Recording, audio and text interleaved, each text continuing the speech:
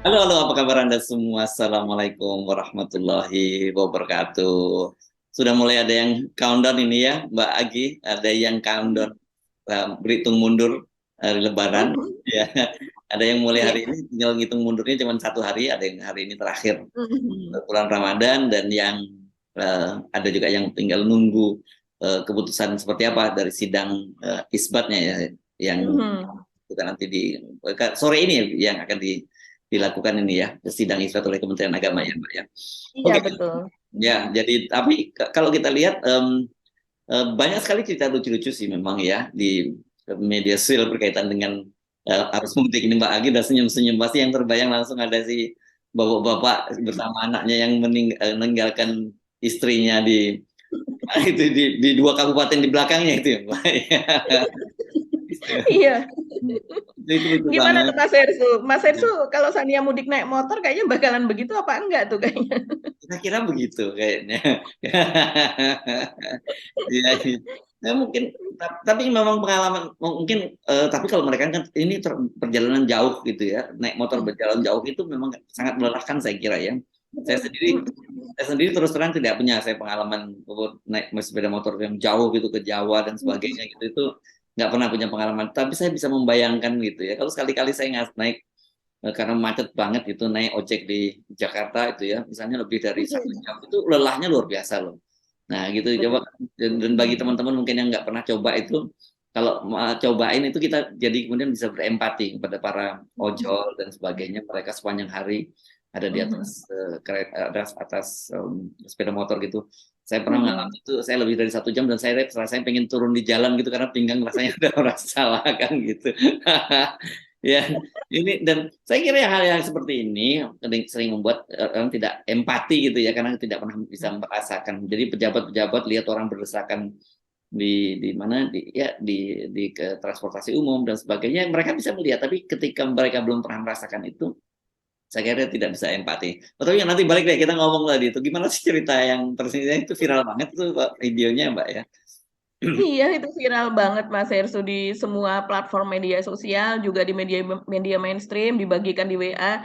Jadi memang Bapak ini katanya mau mudik ke Kediri ya, pokoknya ke Jawa Timur begitu. Berdiri jauh banget dong, berdiri. Iya, jauh sekali dan kemudian dia naik naik Itu motor itu kampung halaman bertiga. saya, itu tempat kelahiran saya itu Mbak, Kediri itu di Jawa Timur itu. Oh begitu, iya.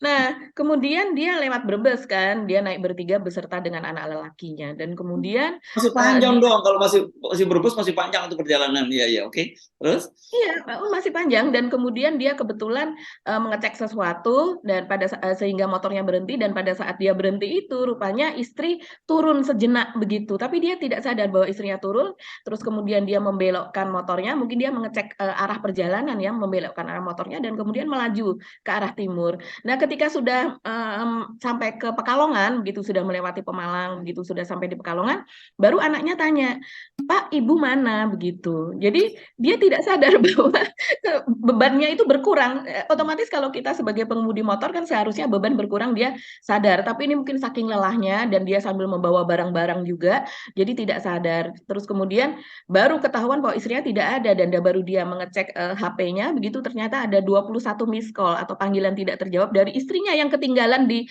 Brebes. Dan ya, kemudian, istri ini kemudian menunggu di pos polisi terdekat begitu di daerah Brebes tersebut dan dia kembali lagi ke Brebes dan Pak Polisi juga kita melihat ekspresinya juga lucu, terheran-heran juga, kok ada bisa seperti ini terjadi begitu. Tapi untungnya selamat ya Mas Hersu. ya, ya, ya. Iya. Nggak, tapi bayangkan kalau tidak ada HP gitu ya, itu bisa kita kelang kabut bingung nggak Betul. kapan sih ya. Seperti Ada apa? di mana? Siapa yang nyolong gitu ya? Kalau jatuh di tengah jalan dan sebagainya itu kan luar biasa. Tapi memang penuh suka duka ya, untuk mudik ini. Dan saya juga sering ini bingung nih, saya baca-baca berita disebutkan ini, karena kayak ketika misalnya Pak Muhajir Effendi ya, Menko PMK itu Ya. dibully oleh para netizen nih gara-gara ngomongin soal bahwa nggak boleh istirahat di tempat apa rest area gitu, dan disarankan Betul. kemudian katanya boleh istirahat di exit tol. Saya lagi jadi bingung, maksudnya ini di exit tol itu di sepanjang jalan exit tol atau ada tempat-tempat disiapkan untuk istirahat di luar exit tol itu ya sih Mbak. Jadi saya bingung karena bacaan di situ sebutkan boleh lo istirahat di exit tol tapi masuk lagi bayar lagi dan sebagainya. Saya bingung tuh bacanya. Iya, ini pernyataan Pak Muhadjir Effendi, Pak Menko PMK ini ini ya menjadi kontroversial begitu ya. Karena memang rest area itu kan disediakan untuk beristirahat dan seringkali ada imbauan-imbauan kalau seandainya kita ngantuk atau lelah begitu ya, jangan dipaksakan untuk jalan tapi berhentilah di rest area, terus kemudian tidur sejenak, istirahat sejenak, ngopi-ngopi atau ngeteh begitu baru kemudian melanjutkan perjalanan. Itu kan demi keamanan. Tapi kemudian tiba-tiba Pak Menko mengatakan bahwa takut terjadi penumpukan. Jadi sebaiknya itu keluar dari melalui exit tol begitu dan kemudian mencari lokasi yang disediakan biasanya oleh kepolisian atau oleh Dishub begitu Mas Hersu. Kan biasanya ada tenda-tenda di pinggir jalan seperti itu kan. Terus kemudian juga biasanya ada kalau kalau setahu saya yang dulu ya sebelum ada Covid itu ada sponsor misalnya dari penyedia telepon seluler dan sebagainya itu yang kemudian di situ ada pijat gratis apa dan sebagainya seperti mungkin kalau menurut penalaran saya sih dimaksudkan itu ya, misalnya ada pos polisi dan sebagainya, begitu bisa istirahat sejenak di situ. Tapi saya rasa kalau seandainya demi kepraktisan gitu ya orang sudah ngantuk ya memang rest area tempat yang paling tepat begitu sejauh ini. Bahkan ini kemudian mendapatkan reaksi yang beragam dari netizen dan mereka menyayangkan pernyataan itu begitu dan mereka mengatakan ada juga yang mengatakan begitu bilang yang kalau hanya untuk rest saja itu tidak apa-apa gitu ya nggak boleh itu rest in peace di rest area begitu. Artinya kalau rest in peace kan memang selamanya dia beristirahat di situ begitu. Jadi kalau seandainya hanya sebentar saja mungkin bisa diatur begitu ya itu sehingga tidak terjadi penumpukan di situ. Ya, ya. Karena memang kalau ke macam memang benar sih kalau terjadi rest area itu melimpah sampai ke jalan-jalan itu menimbulkan kemacetan memang. Tapi kadang-kadang karena kemacetan itulah kemudian orang memang kelelahan dan apa boleh buat dia akhirnya masuk ke rest area itu dan banyak yang memang tidur dulu dan sebagainya. Nah, ini mungkin hanya bisa berlaku ketika tidak waktu mudik ya. Ketika mudik itu betul-betul lalu lintasnya padat gitu dan itu bisa menyebabkan kemacetan. Oke, jadi ini memang selalu apa ya satu problem tersendiri yang selalu terulang setiap kali musim mudik tiba itu dan ya memang seperti hal yang seperti ini memang harus terus selalu diantisipasi oleh pemerintah ya dan saya juga bingung kenapa nggak dari tahun ke tahun ini nggak ada perbaikan gitu ya Mbak Agi apa begitu sulitnya Iya. ya mengatur itu. Iya, kan jalan tol yang panjang begitu ya. Ini kan memang didesain itu untuk untuk mengantisipasi hal-hal seperti ini kan. Selain untuk perdagangan, begitu maksud dari Pak Jokowi untuk mempermudah perdagangan sehingga semua komoditi itu bisa langsung tidak kena macet dari jalan-jalan kabupaten, provinsi dan sebagainya. Tapi kan juga didesain untuk arus mudik yang seperti ini begitu. Jadi bisa juga sih kalau saya berpikirnya sih ya Mas Hersu, misalnya itu dibuat area sementara di pinggir jalan tol dengan exit sementara begitu yang bukan exit permanen sehingga misalnya menyewa lapangan atau dari kampung setempat yang ada di pinggir begitu toh itu bisa didesain gitu jauh-jauh sebelumnya begitu Mas Hersu daripada ketika ini sudah sampai di tengah hektik seperti ini dan kemudian apa ya yang harus dilakukan begitu kan dan ini tidak disosialisasikan sebelumnya sebenarnya apa yang dikatakan oleh Pak Menko itu bisa saja bahwa oh pada titik-titik ini seandainya Anda keluar dari exit tol sebutkan salah satu exit tol maka yang terdekat tempat untuk tidur atau beristirahat sejenak adalah di sini di sini di sini. Jadi sudah ada kerjasama antara kepolisian, Departemen Perhubungan, begitu juga dengan pengelola jalan tol begitu. Tapi kan ini memang tidak disiapkan seperti itu. Seperti misalnya sekarang juga lagi rame Mas Hersu itu mengenai Pak Ganjar itu kan ada di Jakarta dan sekitarnya begitu ya Loh, untuk ngapain melepas Pak Ganjar? pemudik misalnya. Kan memang Bukannya ngurusin di daerah kalau nggak salah bukannya masih ada banjir nggak sekarang di Jawa Tengah tuh? masih justru itu justru yang kemudian menjadi ramai begitu Mas Hersu karena memang saat ini dari sejak hari Senin memang masih terus ada ya yang namanya banjirop ini kan sampai sekarang masih belum teratasi yaitu di kawasan Demak Semarang begitu Mas Hersu terutama untuk yang mudik pakai sepeda motor karena kalau yang pakai mobil masih bisa dia masuk ke tol tapi ini sebetulnya kalau kita lihat berita-berita pada tahun 2020 2021 itu pun juga terjadi. Jadi di wilayah yang sama juga antara Demak dengan Semarang, bahkan pada tanggal 31 Desember 2022 kemarin, itu sampai terjadi kelumpuhan di lokasi yang sama juga, banjirop itu begitu. Dan ini ya seperti kata Mas Hersu, kenapa ini tidak ditangani begitu Mas Hersu? Dan sebetulnya sekitar 1 pekan yang lalu Pak Ganjar ada di lokasi dan mengatakan bahwa ini memang perlu penanganan yang panjang gitu, karena itu ada sungai dan kemudian aliran dari sungai itu sudah merembes masuk ke dalam jalan di bawah jalan raya tersebut begitu. Jadi kalau seandainya dibongkar akan memerlukan waktu yang lama. Jadi untuk sementara itu dikasih overlay saja atau pelapisan. Tapi kan ini sebetulnya sudah diketahui beberapa tahun sebelumnya begitu Mas Irsu. Jadi memang ya pembangunan itu tadi apa tidak hanya terjadi di Lampung saja ya, yang pertanyaan-pertanyaan mengenai efektivitas pembangunan dan sebagainya, apakah terjadi korupsi di situ atau tidak, bagaimana prioritasnya, toh ini sudah terjadi terus-menerus gitu. Ya itulah kelemahan-kelemahan yang terjadi dan Pak Ganjar saat ini mendapatkan imbasnya. Padahal tiap tahun dia kan memang melepas pemudik begitu ya, yang mudik ke wilayah Jawa Tengah begitu bekerja sama dengan perusahaan-perusahaan swasta, BUMN dan sebagainya ada ribuan. Tapi ya dianggap kok tidak menangani yang ada di sana, yang ada di daerahnya sendiri, malah bikin vlog di Jakarta yang untuk konten media sosialnya. Orang jadi melihatnya seperti itu gitu. Ya, itu saya kira iya itu dan itu tidak bisa ditutupi ya karena memang itu kan dalam rangka kampanye ya. Sampai sekarang kan pokoknya sebelum janur kuning lengkung, Pak Ganjar masih punya optimisme untuk diusung oleh partai lah gitu ya untuk jadi calon presiden. Dan saya lihat ini belakangan ini lembaga-lembaga survei mulai munculin lagi namanya Pak Ganjar. Kan kemarin saya bingung juga itu setelah dihajar katanya surveinya anjlok, hanya sepekan kemudian terus ada lembaga survei yang udah bilang bahwa udah rebound begitu tuh ya. Saya kira kapan surveinya, kapan ini kapan apa kan biasanya kalau survei segala macam itu kan ada semacam QC-nya segala macam untuk terus kapan tabulasinya. Kita pokoknya sekarang kalau lihat survei itu tiba-tiba hari ini bisa muncul survei ini, nanti sehari kemudian bisa muncul survei yang berbeda lagi gitu. Nah, kayaknya ini saya bisa nebak deh. Kayaknya lembaga surveinya yang punya temennya Mas Hersu itu loh. MRC ya. Oke, saya nggak lupa karena saya jujur jarang sekali mau baca hasil survei dari lembaga survei karena saya udah tahu gitu seperti apa sebenarnya permainan lembaga survei itu, dan ini kan penggiringan publik opini saja gitu ya. Satu, penggiringan publik opini, dan kedua mempengaruhi partai-partai politik untuk mengambil keputusan untuk siapa yang akan dicalonkan presidennya. Tapi tetap saja. Nah, itu Mas Hersu, yang saya lihat persis seperti yang dikatakan Mas Hersu, yaitu bahwa saat ini melaju ke atas, yaitu survei dari Ganjar, elektabilitasnya, dan kemudian juga menggiring pendapat di situ bahwa PDIP itu akan ada di depan gitu kalau seandainya mencalonkan Ganjar, begitu kan. Jadi memang digiring ke sana seperti di fait accompli, Ibu Mega ini seperti di masa lalu dulu, sepertinya sih seperti itu. Yes, oke. Jadi paham, makanya itu kenapa saya jarang sekali mau baca lembaga survei kan gitu ya. Oke, mari kita tinggalkan soal itu. Banyak juga kita catatan yang kemarin kita soroti itu soal Lampung ya. Lampung ini isunya mungkin sekarang udah mulai sedikit mereda, terutama yang serangan kepada gubernurnya berkaitan dengan dihentikannya kasus penyelidikan terhadap Bima yang dilaporkan oleh seorang pengacara, dan pengacara sendiri menyatakan bahwa dia juga sudah mencabutkan laporannya itu gitu ya, dia mengklaim seperti itu. Tapi fokus perhatian orang sekarang justru itu kepada Kepala Dinas Kesehatan yang Dinas Kesehatan Lampung yang apa namanya Ibu Raihana ya,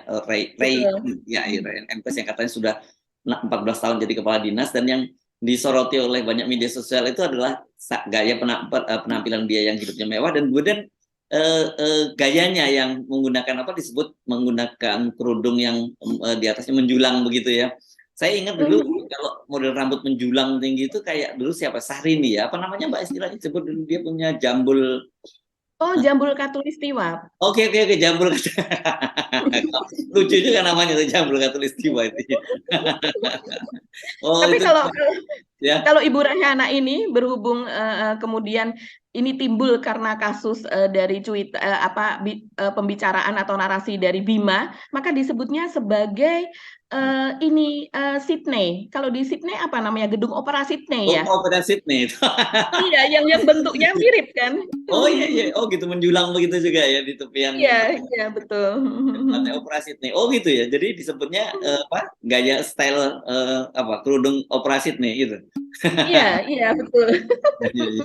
Kalau jambul Katulistiwa ini kan kayaknya mungkin plesetan maksudnya ya, jamrut Katulistiwa kan yang ada ya, istilah yang ini jambul yang ini opera Sydney ya modelnya. Ya saya akhirnya terpaksa perhatikan juga karena memang heboh sekali ya para netizen ini dan muncul di media sosial. Dan saya menarik di situ, disebutkan bahwa ada yang berita nyebut disemprot oleh Gubernur Lampung. Tapi saya begitu baca beritanya nggak ada semprot-semprotannya itu.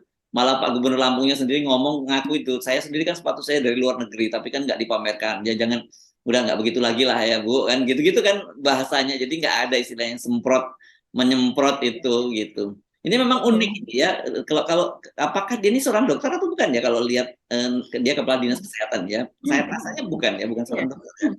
Dia seorang dokter Mas Ersu kalau saya lihat sih. Oh ya, Iya, dokter dan kemudian menempuh pendidikan sampai doktor begitu ya. oh oke. Iya. Ya biasanya kalau dokter, saya kira kalau dengan gayanya begini kapan sempat ngurus pasiennya ya, mungkin udah sibuk jadi ini ya, kan nggak mungkin dengan makin ribet begitu dia ngurus pasien kan. Ya. Iya, memang gayanya seperti selebriti begitu ya. Jadi selebriti daerah. Tapi yang diurus ini kan kampung ini kan banyak penduduk miskinnya. Jadi Banyak ketika sekali. mengurus penduduk miskin dengan gaya yang wah begitu, yang hedon, ini sepertinya memang tidak tepat ya. Jadi rasa empati itu memang tidak terbangun kalau kita melihat di sana. Wajar kalau kemudian ini mendapatkan sentimen negatif di media sosial dan kemudian juga muncul di situ bahwa di media sosial sekarang merambah ke Ibu Rehana, sebelumnya juga ke Wagubnya, Ibu Wagub dan yang pasti kepada Pak Gubernur Lampungnya, sehingga disebut sebagai Gubernur Lampung versus everybody begitu. Jadi saking hampir tidak ada yang memberikan sentimen positif, semuanya perkataannya narasinya negatif begitu. Dan sekarang memang melebar ke Ibu Rehana ini Mas Hersu, karena memang hampir jarang, bahkan mungkin di daerah mana lagi yang selama 14 tahun masa 3 orang jabatan, 3 orang gubernur, dia masih tetap bertengger di puncak sebagai kepala dinas. Ini kan luar biasa sekali. Apakah tidak ada orang yang lebih baik, ataukah memang ada backing tertentu, kekuatan tertentu yang membuat dia tetap di sana? Padahal beberapa kasus itu ada. Jadi sekarang mulai di-spill begitu, diangkat di media sosial kasusnya, pada tahun ini adalah ini, pada tahun ini dan sebagainya begitu ya. Tapi semuanya memang menguap begitu saja, hanya sampai kepada Ibu Rehana ini menjadi saksi. Dan kemudian sepertinya Pak Gubernur ini sepertinya satu sama lain yang memang saling melindungi ya. Kita melihatnya jadi seperti itu begitu. Dan kemudian Pak Gubernur juga membuat surat edaran begitu. Dan ini surat edarannya ini diungkap juga Mas Yersu, ini di netizen ini memang luar biasa, entah dapat dari mana begitu ya bocorannya. Dan surat edaran ini mengajak untuk rapat begitu seluruh bupati dan jajarannya di seluruh Pemprov Lampung, dan kemudian seolah-olah atau memang sebetulnya mereka membicarakan soal pola hidup sederhana tersebut, dan dibuat tanggalnya itu tanggal 14 April. Padahal ini kan mencuat baru berapa hari belakangan, dan terutama untuk Ibu Rehana ini kan sekitar 3 hari belakangan begitu. Dan sehingga orang tahu bahwa itu adalah backdate. Jadi acaranya itu pada tanggal 18 seperti itu, dan kemudian tapi dibuat tanggalnya itu sebelumnya seperti itu. Jadi ini rame, saya tidak tahu yang benar yang seperti apa, tapi kalau melihat urutannya, kronologisnya ya tampaknya apa yang di-spill oleh Partai Sokmed itu yang ada, yang sekarang tuh ramai sekali dia mengungkap berbagai kejadian begitu di Lampung, itu menjadi viral begitu Mas Hersu. Ya, ya, ya, ya. Oke, dan saya dengar kalau tidak salah the deputy pencegahan ya, Pak siapa yang Pahala ya. Pak Pahala di KPK katanya mulai memeriksa gitu bagaimana ininya, soal kekayaan dia dan sebagainya, apakah sesuai dengan profilnya atau tidak gitu. Itu yang sedang dibahas, karena kemarin kan juga muncul dari kalau nggak salah di Partai Sosmed atau di mana gitu disebutkan bahwa cincin berliannya udah ngalahin udah kayak Hotman Paris gitu. Saya mau bayangkan kalau kayak Hotman Paris itu kan mestinya ibu itu juga suka begini-begini juga dong ya. Ya kan gitu. Karena kan memang orang-orang melihat LHKPN-nya itu kan hanya 2 miliar sekian. Dan kemudian tapi satu buah tasnya saja itu dihargai yang merek Hermes 70% dari laporan LHKPN, ini kan tidak wajar. Tidak mungkin orang hidup begitu ya Mas Hersu, kemudian harga tasnya segitu, sementara barang bergerak, barang tidak bergerak, rumah dan sebagainya, jumlahnya secara total itu hanya sekian miliar Berapa gitu. tadi di atasnya berapa Mbak? Sekitar 200 itu untuk satu tas saja, belum yang lain-lain. Kan ada yang LV, ada yang Dior, kemudian ada scarf-nya begitu yang mereknya juga bermerek yang dikatakan itu harganya jutaan dan sebagainya. Sementara yang di LHKPN hanya sekian gitu. Nah, ini yang membuat orang kok sepertinya common sense itu nggak masuk di situ, Mas Nanti Hersу. kayaknya dijawab lagi, kayaknya tasnya tas palsu juga gitu, jangan-jangan. Oke, jadi sebenarnya itu memang apa ya? Kelihatannya saat ini seperti aksioma saja gitu ya, bahwa ke orang yang kemudian hidup pejabat yang rata-rata gaya hidupnya mewah itu pasti nanti akan ketahuan pasti ada persoalan dalam soal bagaimana cara dia mendapatkan harta kekayaannya, karena sebenarnya memang sederhana sekali kan cara membuktikannya kan, berapa dia Iya. penghasilan dia, terus bagaimana dengan gaya hidupnya ketika nggak match, nggak nyambung, ya itu pasti ada sesuatu yang terjadi balik itu. Nah, kita ngomongin ini sekalian aja, ngomongin KPK sekalian gitu ya Mbak ya, lagi ini kan ini ramai juga ya soal KPK-nya ya, karena tadi Pak Hala kan dari KPK ngomong memeriksa LHKPN-nya dari Ibu Rehana itu. LHKPN Pak Yohanes Tanak udah diperiksa atau belum? Karena menurut laporan akun rakyat jelata kan ada beberapa mobil yang nggak dilaporkan kalau nggak salah gitu ya Mbak ya. Iya, betul sekali. Jadi ini dari rakyat jelata gitu, dari Pak Yohanes Tanak gitu ya, hanya 2 mobil yang dilaporkan, kalau tidak salah demikian. Kemudian ada mobil-mobil yang lain yang kemudian diungkap di situ begitu, yang dilaporkan. Begitu juga Pak Firly Bahuri begitu, ada sebuah bisnis gitu ya di Jawa, dan kemudian bisnis ini dipegang oleh istrinya. Itu juga diperlihatkan bahwa itu juga tidak ada di dalam pelaporan. Jadi ini sepertinya apa yang diungkap akun rakyat jelata bahwa tentang harta tahta wanita, yang dia mengatakan bahwa kalau ngeles terus maka itu akan diungkap satu persatu. Itu sepertinya mulai diwujudkan begitu, Mas Herssu. Wah, ini agak ngeri-ngeri sedap ya. Yes. Makanya kita melihat menjadi wajar sepertinya kalau kemarin Pak Firly itu dan Pak Firly sendiri yang mengungkap gitu kan, dia yang memberikan narasi itu kepada media, dia mengungkap bahwa dia sowan kepada Pak Kapolri, Pak Sigit begitu ya. Media mengatakannya dengan diksi sowan, karena memang dalam hal ini sepertinya Pak Sigit tenang-tenang saja begitu ya, dan sepertinya Pak Firly yang untuk apa, dan kemudian seperti kata Pak Yudi Purnomo, kalau seandainya memang pertemuan itu hanya 2 orang dan kemudian dia datang ke rumah pribadi dari Pak Firly begitu ya, ini kan seperti bukan sesuatu yang Rumah pribadi resmi, karena Pak, kalau seandainya rumah pribadi atau rumah dinasnya Pak maaf, rumah pribadi Pak Kapolri. Iya, Kapolri.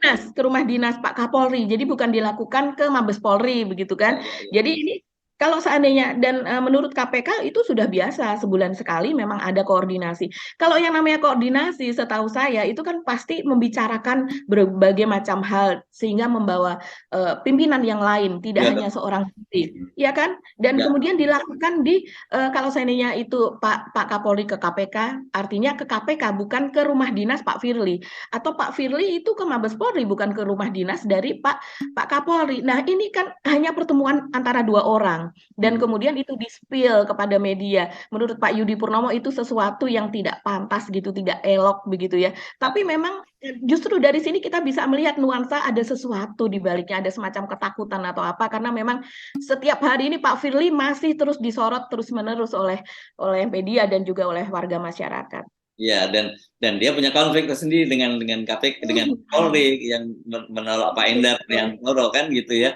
Dan ini saya belum dapat penjelasan sikap resmi dari kepolisian ya tentang pertemuan itu, baik dari Humas maupun dari Pak Listio Sigit sendiri. Udah ada kabarnya bahwa bagaimana versinya Pak Listio Sigit soal itu, Mbak? Karena Pak itu kalau nggak dijelaskan nanti Pak Listio Sigit juga dicurigai orang, jangan-jangan diselesaikan di bawah tangan nih persoalan Pak Endar dan lain-lainnya itu.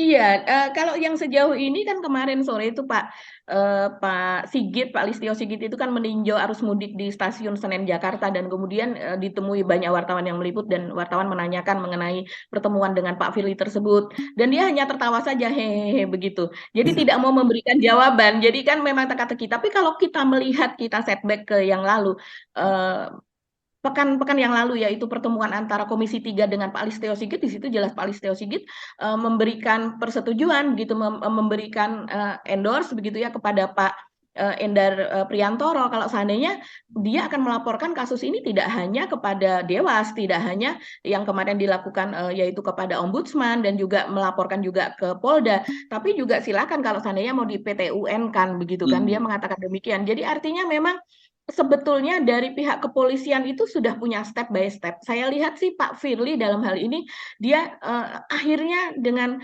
apa yang tadinya dia mengcorner Anies kan, ini awalnya dari situ begitu ya.